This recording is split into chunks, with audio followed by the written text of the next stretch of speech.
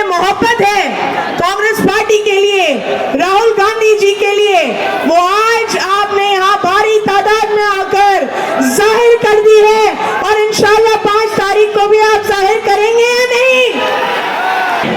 मैं अपनी ओखला की आवाम से आज मुखातिब हो रही हूँ फिर से, और आपके बीच जो इलाके के अहम मुद्दे हैं सिर्फ उनको लेकर बात करूंगी। जो तकलीफें पिछले 10 सालों से आप लोग फेस कर रहे हैं, जो तकलीफें परेशानियां, चाहे वो डेवलपमेंट के इश्यूज हो, चाहे वो एडमिनिस्ट्रेशन की ज्यादती हो, चाहे वो अथॉरिटीज की ज्यादती हो, आपकी हर तकलीफ से मैं रूबरू हूं। और मैं आपसे आज इस मंच से ये वादा भी करूंगी कि आपकी हर परेशानी में, आपकी हर तकलीफ में मैं एक ऐसे आदमी की बेटी हूं जिसने हमेशा मजबूती से आपकी रहनुमाई करी, और मैं एक ऐसे लीडर की सिपाही हूं जो आज ओखला में आज आए हैं, और ओखला में एक ऐतिहासिक दिन लिखा जाएगा आज की तारीख में कि राहुल गांधी जी ओखला की अवाम के बीच आए हैं और अपनी मोहब्बत की सिर्फ दुकान नहीं खोलेंगे ओखला में, मोहब्बत की फैक्ट्री खोलेंगे, पूरी फैक्ट्री इंशाल्लाह।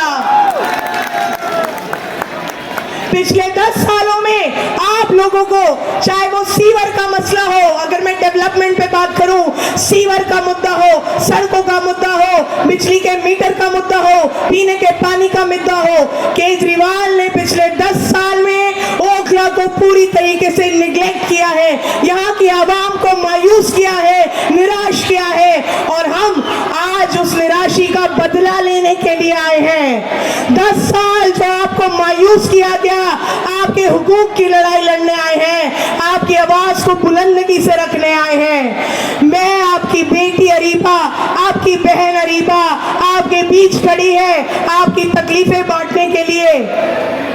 10 साल में जो शीला दीक्षित जी ने खूबसूरत दिल्ली बना के रखी थी हमारे सामने, जिसका एक एग्जाम्पल आपके पीछे चल रही मेट्रो है, ये मेट्रो शीला दीक्षित जी की देन थी। यहाँ जितने स्कूल खुले हुए हैं आज की तारीख में वो शीला दीक्षित जी के टाइम के हैं। 10 सालों में आपको आम आदमी पार्टी की सरकार ने या केजरीवाल की सरकार ने क्या दिया? वो कहते हैं कि हमने 98% दिल्ली में पानी दे दिया। 10 साल से ओखला में पानी की एक बूंद नहीं आई है, आप सब गवाह हैं इस बात के। वो कहते हैं हमने शिक्षा पे काम किया, 10 साल से एक भी नया स्कूल नहीं खुला है ओखला विधानसभा में।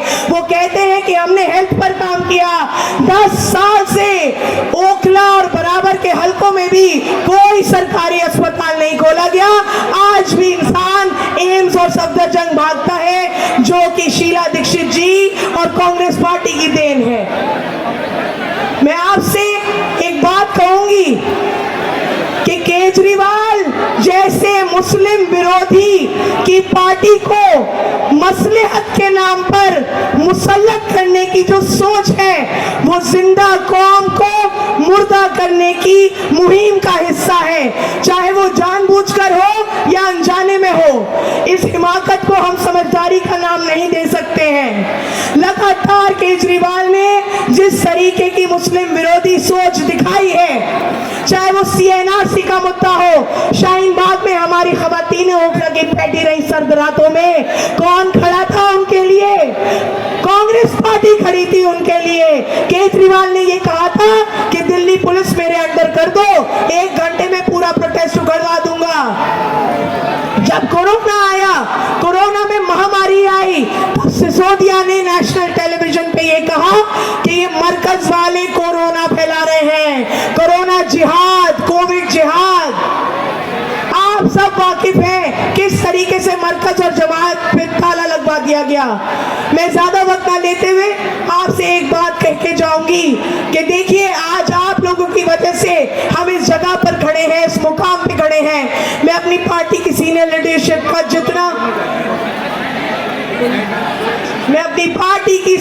लीडरशिप का जितना शुक्रिया अदा करूं उतना कम है कि 2 साल के वक्फे के अंदर मुझे इतना बड़ा मौका दे दिया दोबारा लड़ाई लड़ने का, आपके हुकूक की लड़ाई, आपकी आवाज बनने का।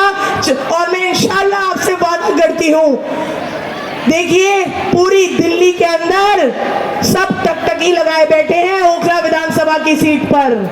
पूरी दिल्ली में चर्चा है ओखला का, और आज आपने भी साबित कर दिया है यहां आकर इतनी बड़ी तादाद में कि 5 तारीख को क्या चलेगा, क्या चलेगा। मैं आपसे ये गुजारिश करती हूं कि आप लोग 5 तारीख को इस सीट को जिताकर आप राहुल गांधी जी के हाथों को मजबूत करिए, और राहुल गांधी जी के हाथ जितने मजबूत होंगे उतना हम आपके हुकूक की लड़ाई मजबूती से लड़ेंगे। आप इस बात के गवाह हैं कि वाहिद पूरे मुल्क में एक वाहिद लीडर है राहुल गांधी जी और प्रियंका गांधी जी, जो मुसलमानों की, माइनॉरिटीज की, दलितों की और पिछड़ों की आवाज बने हुए हैं। आपने देखा था अभी कुछ महीने पहले जब संभल जामा मस्जिद का मुद्दा हुआ था, कौन गया था वहां, कौन गया था, किसने संसद में भी मजबूती से उस मुद्दे को उठाया और सड़कों पे भी किसने लड़ाई लड़ी।